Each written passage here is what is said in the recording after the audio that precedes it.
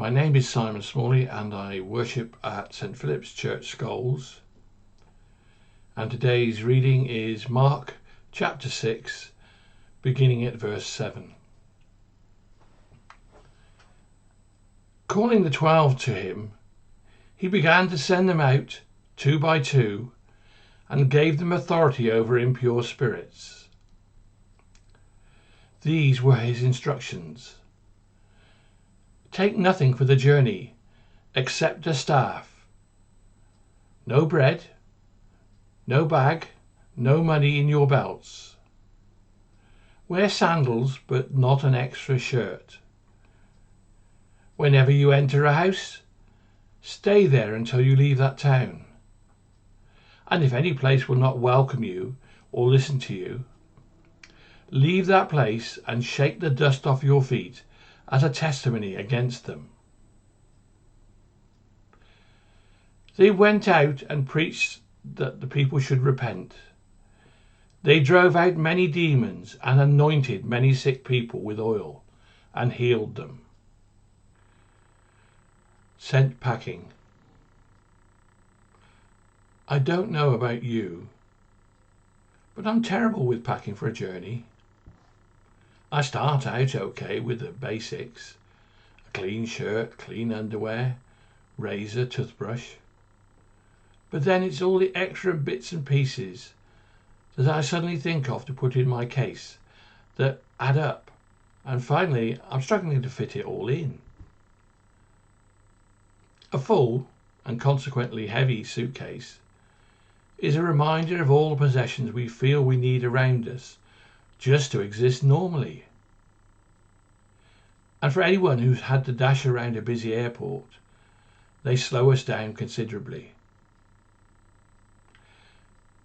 In today's passage, it describes how Jesus sent out the 12 disciples. He sent them out in pairs to encourage and support each other, but he sent them out without the usual extras that we take to make us feel secure as we travel. In biblical times, and even today in some Arab cultures, there was a tradition of providing hospitality to travellers, welcoming them in their homes and providing food. Many years ago, as a young man hitching around Europe, I met an old, smartly dressed man who was both retired and bereaved. He travelled with just a slim document case as his only luggage. In it he had a spare shirt, underwear and a toothbrush, and that's all. He did have plenty of money and a home to return to, but wanted to see the world while he was still able. He preferred travelling light, without big heavy cases. Our possessions can become a small bubble of home, insulating us from our surroundings and the people there. When we are prepared to leave our bubble, and by extension our security, we must learn to lean on the generosity of others. Now this makes us vulnerable, which is a little bit scary, but also makes us open to those around us as they supply our needs. Also, those providing for us as guests are more open to hear what we have to say to them. When Jesus came into the world, it was without fanfare or suitcases, born in a lowly stable. He came to his people where they were and how they were.